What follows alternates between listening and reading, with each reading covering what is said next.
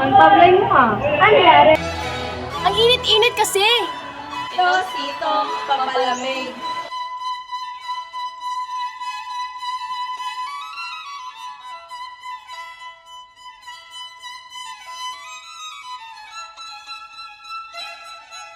Sito, 20 pesos lang. Bili ka na.